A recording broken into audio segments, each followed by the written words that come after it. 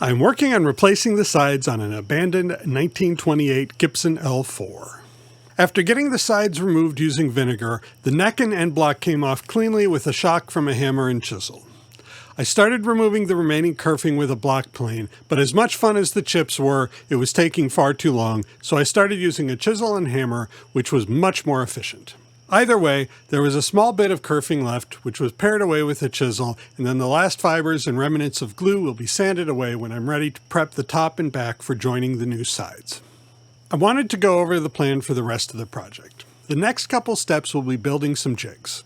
I was hoping I would be able to use the jigs from my jumbo guitars, which is based on a J185, which is a very similar shape, but unfortunately, they are not quite close enough. I will be able to use my existing bending mold, as you have some small amount of leeway when bending the sides, but I will need to make a new construction mold for the body.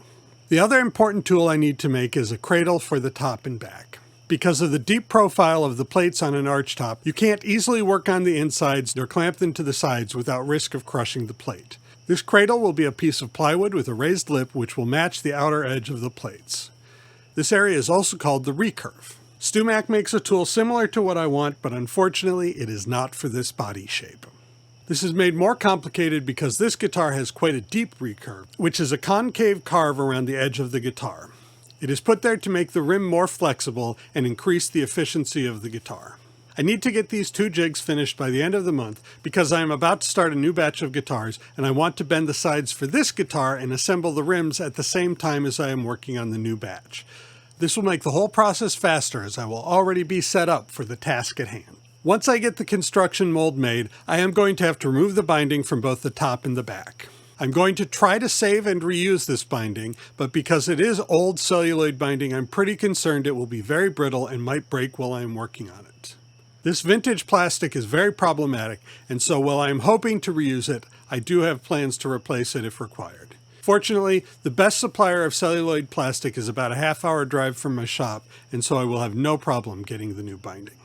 One thing I really love about the look of this instrument is the finish on the top and back. It has some very cool weather checking, which I hope to be able to replicate. So I'm going to be trying a new-to-me product, a lacquer which is designed to crack and look like old lacquer. I am, however, worried that it's going to be difficult to match the character of the original, so I'm going to have to be doing some testing soon.